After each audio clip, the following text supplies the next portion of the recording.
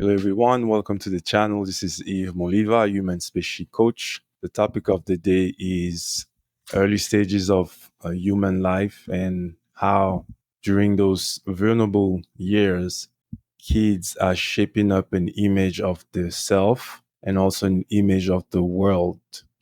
And the key role parents play in shaping that image and how the kids are going to use that image to experience life in the later stages of the human experience.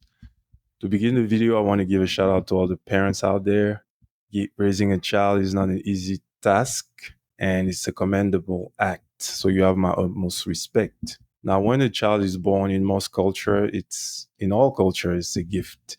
And when a child comes into a new home, they don't know anything about that environment and they don't know anything about themselves.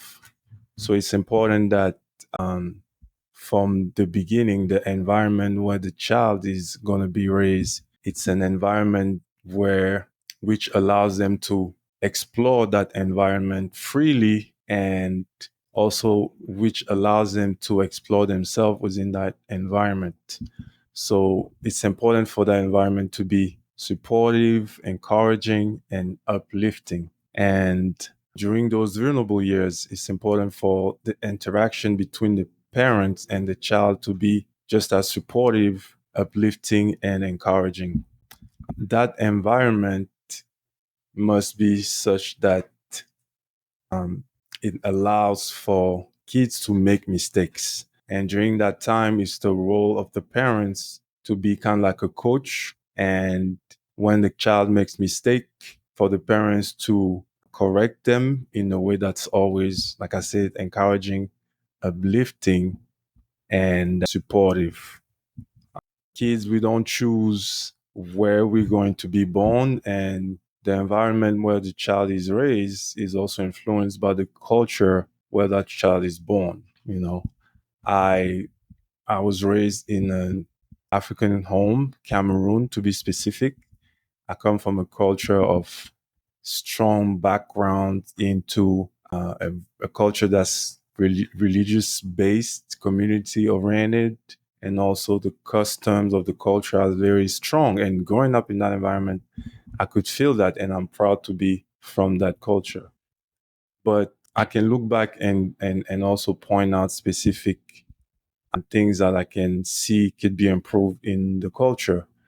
And um, I believe parents are very loving of the kids.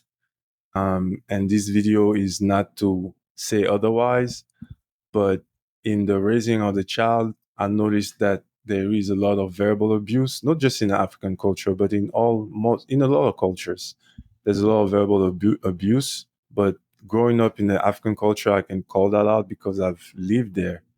And some of the verbal abuse in the form of, let's say a child has a big head, the parents are the first to give that child a nickname, usually basketball head or the globe. When I was younger, I used to have a long back of my head, like TV screens before flat screens. So I was called a copsis.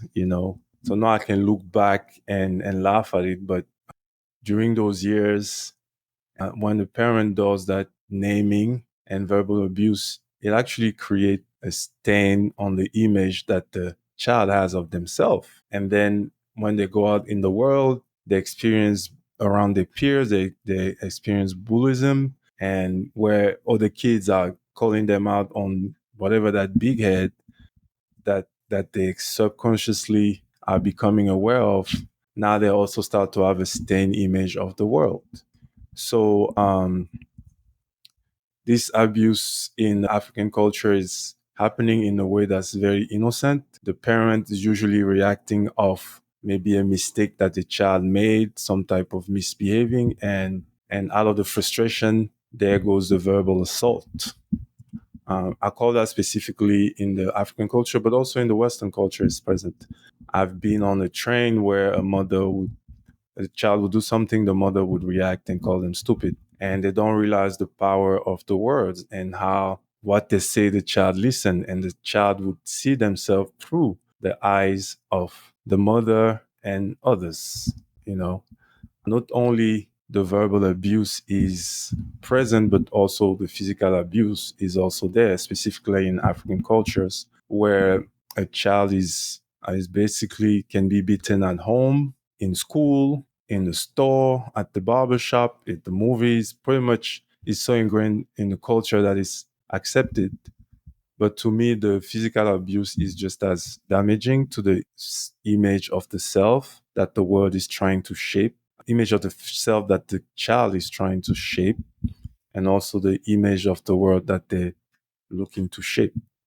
A child that gets beat all the time can feel like something is wrong with them or they're not as worth it, you know.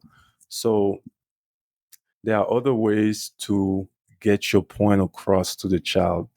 I know some of us don't believe we can have a conversation with kids. I understand as a baby, there's no way you can talk to a baby, but within 2 years, a verbal communication can be achieved. And it's important that we start to give that type of respect to child that we can have a conversation with them. And I also can say that child intelligence is very underrated. The type of stuff that they can pick up on is very incredible. So I believe that we can use that verbal communication to actually teach them a lot and communicate a lot of good information that they can store and actually use and improve themselves.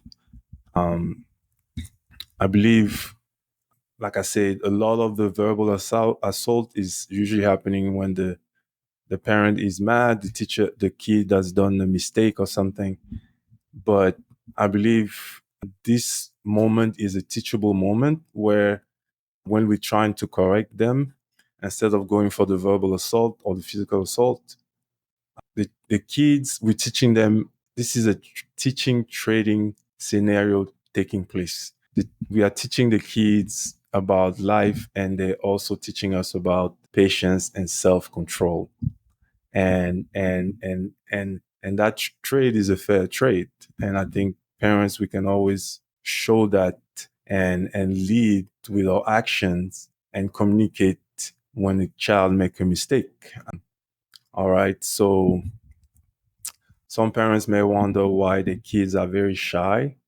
um, Maybe we can look into that child, how the environment in which they grow up, right? Most likely they have a staying image of themselves, and that's what makes them step into the world in a position of shyness, weakness, and hesitance.